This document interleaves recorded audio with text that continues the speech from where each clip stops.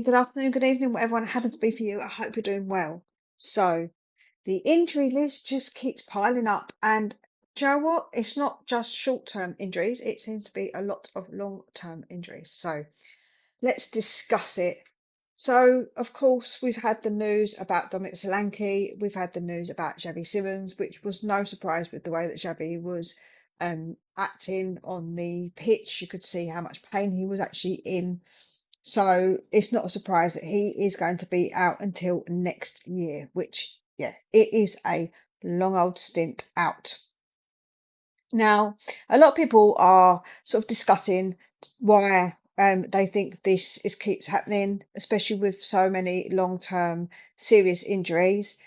I know that the pitch has been discussed, which I honestly can't see as something that is the problem, because the fact is that we train obviously on a pitch that's got I think it's got like the fake grass, whatever it's called, I can't think.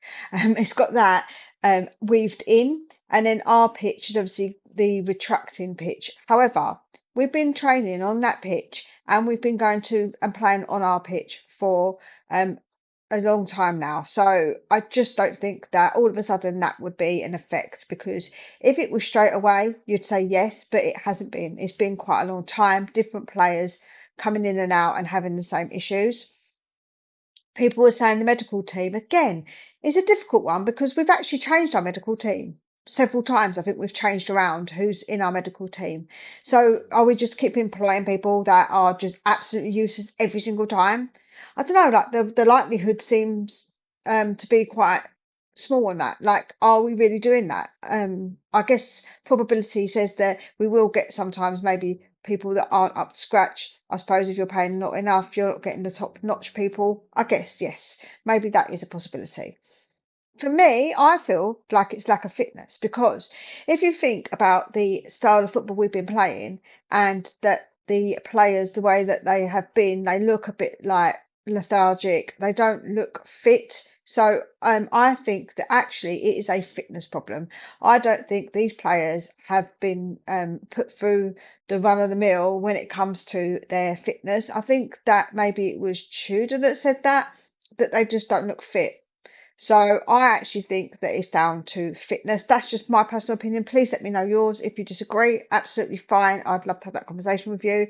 It could be I think it's variation of the medical team and the lack of fitness that is causing these problems. So obviously we won't know. We're never going to really know. But that's what I'm coming to the conclusion in my mind if I think about things in a kind of like logical way. So now it's about what players should we play and where? Because of course we have now not got no Xavi Simons, which means that we have got a lack of creativity. We have got issues with being that Dogi, we don't know if he's back yet or not. Who's going to play there? And of course in front, who's going to play up front?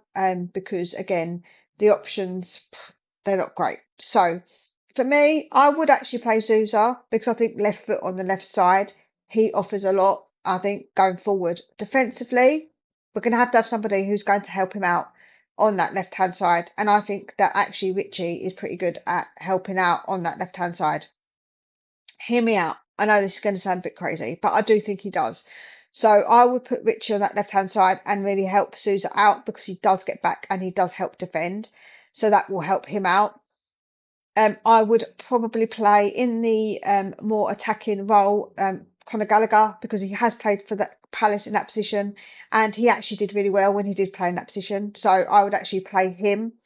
I would probably play a Bentancur and I don't know if I'll play Paulinho. Paulinho's been really good, but I won't play both. Maybe switch them over, because I don't think Bentancur can do a full game yet. He has been good since he's come back, though. He has been good. So I would play maybe a Bentancur with somebody else. I don't really know who. Options are really scarce, I suppose. Really. I would probably play up front with no Solanke. I'd actually put Tell, I think, there, and put Mawani on the right hand side. I know, people, it's going to be a bad or a bad option for a lot of people. A lot of people are saying to put Spence on the right hand side and put Porro further forward. I mean, I'm not totally against that either. So either or, I would probably do that. So yeah, there is obviously options. There is maybe a way to sort of get around it. I think that we definitely need to play as many good play of our best players in our best positions. I do think that Porro does offer a bit more creativity. I think Conor Gallagher say he will offer that because I do think that when he played at Crystal Palace, he actually did a really good job doing that. And yeah, so I think that would be something that I personally would see could be done. So has this changed our chances of staying up? A lot of people obviously are putting a lot of emphasis on the lack of creativity, not having um Xavi there. Is that going to affect us? It could possibly affect us. I think that we need to probably go back to maybe set pieces a bit more. I think that creativity wise, we're going to have to rely on people that maybe we wouldn't have naturally or normally would have. As I say, Conor Gallagher is somebody who does sort of score goals, um, and putting him more forward. He has, well, I think he has done well for Crystal Palace doing that. So I can see that's obviously something. I think that Richie is our best scorer, and I actually think that he's been pretty good. If you see, Bentancur did actually contribute before to goals, and as does Paulinia. And I think that obviously is effective. In the box, we've got Mickey to maybe if there's corners, free kicks, we've got him as well. So I think that whilst it's absolutely hindered us, I completely agree. And I think that that's not great. I do actually think that we have still got enough. I think that we have got enough just about to probably be able to score goals. Will we stay up?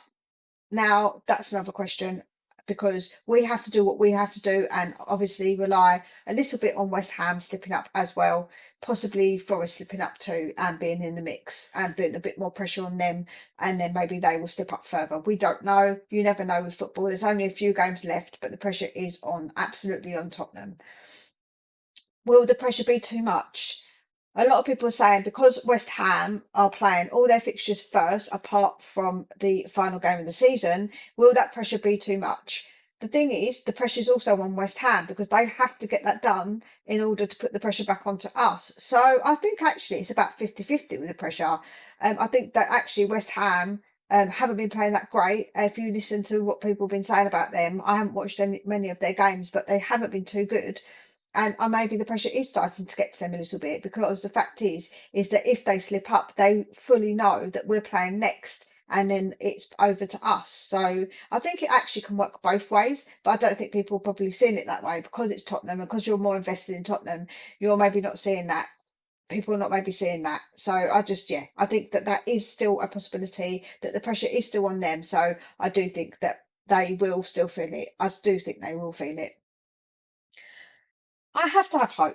I have to have hope, right? Because I just feel like a lot of people are saying, that's it, we're done, we're going down. And obviously, I understand it, I completely get it. But I still have hope. And I've said all along that I believe that West Ham will slip up, and that's what will be the reason why we stay up. That will be the reason. And not solely the reason, because we have to get the points to be able to catch them up. But I do think that if we carry on putting the pressure on, I do think that if we stay up, it will be West Ham slipping up and we take advantage of that.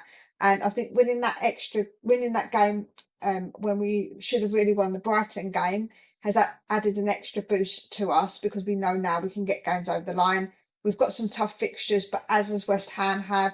As I said, so has Forest, considering they've got Europe too. I think that it's still all to play for, and I've got to have hope. I have to. I don't know. Like I'm just one of those people that is maybe a little bit on the more positive, hopeful side, glass half full side, which is fine.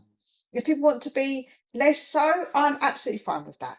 But please let me know in the comments what you think about what I've said, everything that I've spoken about. I would love to hear your opinions, as it's always important to have those conversations and hear about what others have to say. Take very, very good care of yourselves, and we'll speak again.